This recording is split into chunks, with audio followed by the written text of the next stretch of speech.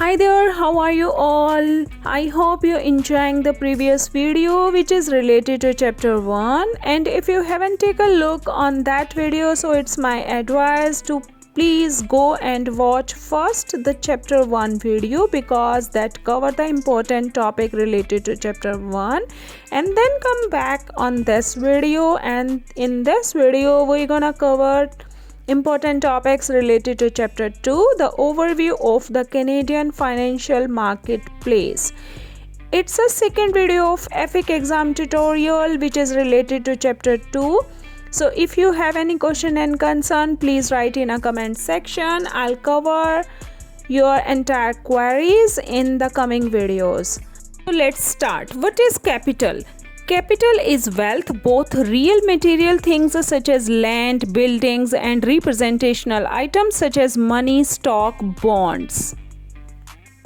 So capital saving can be used directly or indirectly. Let's take a look on the characteristic of the capital. Capital has three important characteristics. It's mobile, sensitive to its environment, and it's scarce.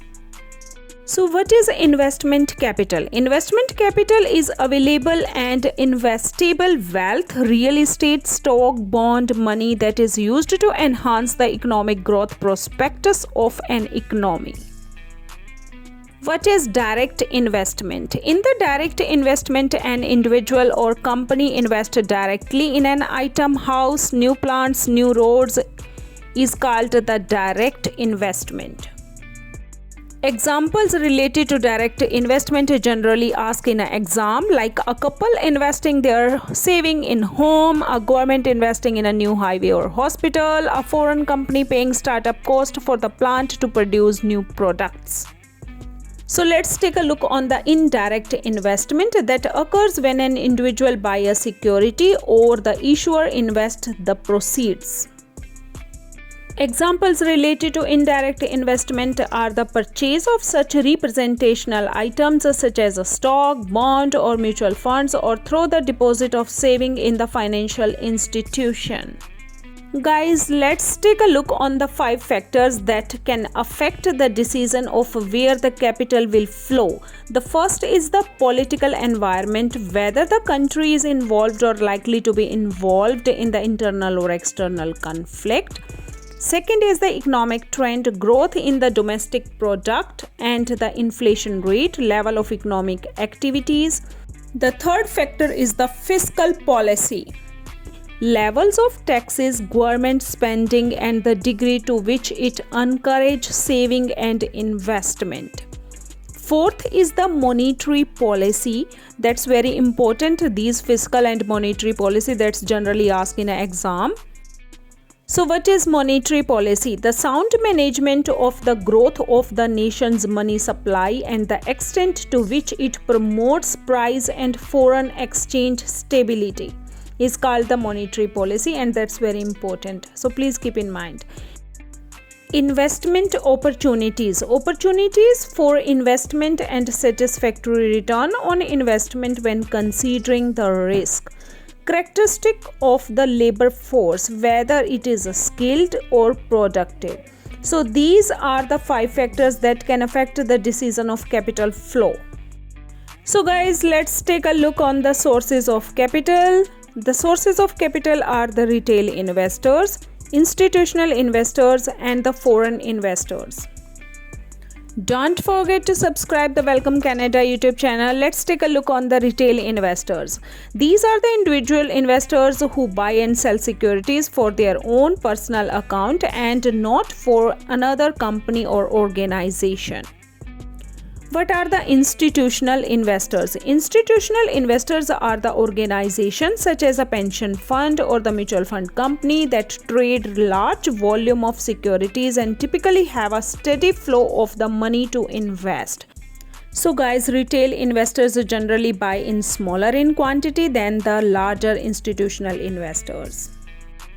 What are the foreign investors? Foreign investors are also significant source of the investment capital. Historically, Canada has depended upon the large inflow of the foreign investment of the continuing growth. So friends, let's forward toward the user of capital. So the three important users are the individual, business and the government.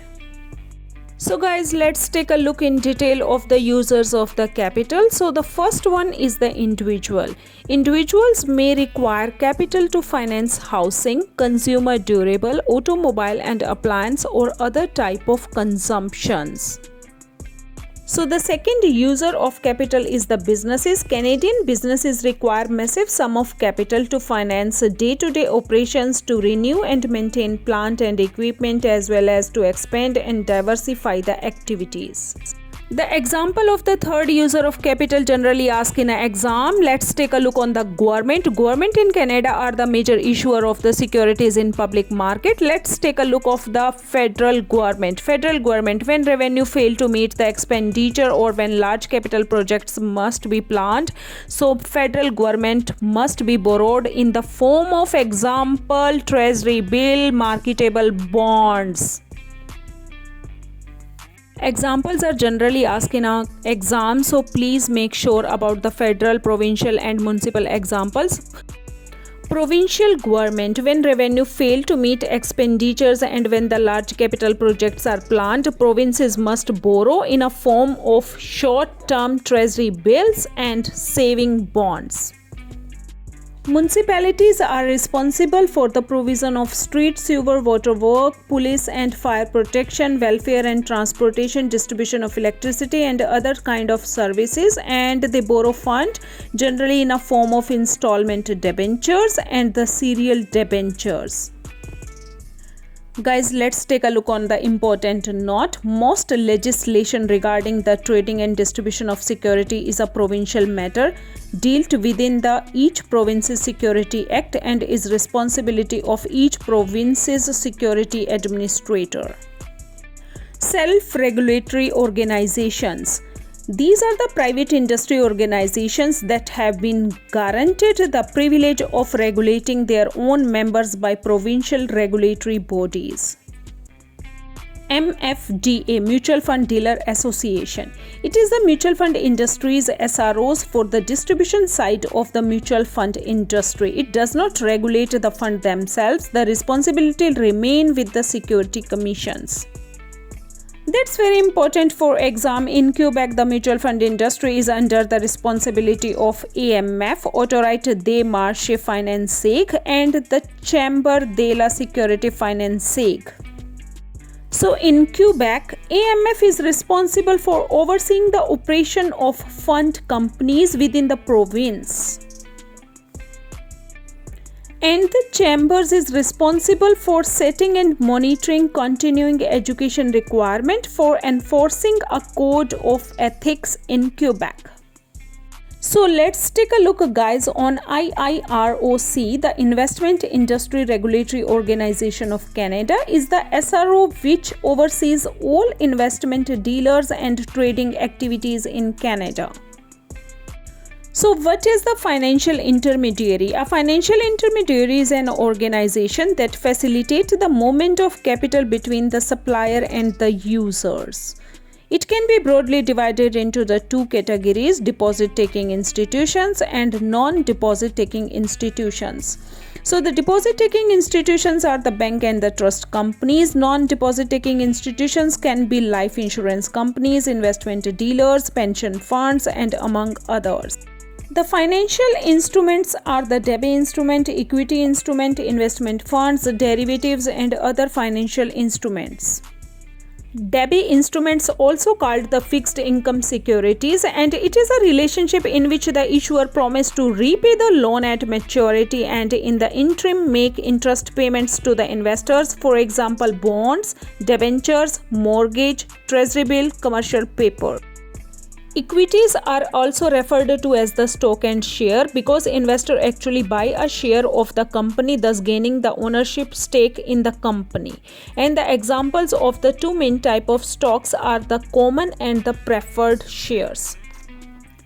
Investment funds is a company or a trust that manage investments for its clients, and the most common form is the open-ended fund, also called the mutual fund. So derivatives are the products based on the derived from an underlying instrument such as a stock or an index, and the most common derivatives are the options and the forwards. Important note that generally asked in the IFIC exam, derivatives are suited mainly for more sophisticated investors. That's generally asked in the exam, which is the more sophisticated investors generally used, and that is the derivatives. Other financial instruments. Investment dealers have used the concept of financial engineering to create structured products, and the example are the best suited for other financial instruments are the linked notes and exchange traded funds. These are very popular these days, the exchange traded funds, ETFs. So guys, that's all for this video, and we will cover the another related important topics of the chapter 2, the overview of the Canadian financial marketplace, in the next video. That the third video is also related to chapter 2. So please make sure, if you have any question or doubt, please write in a comment section. Have a good day. Bye.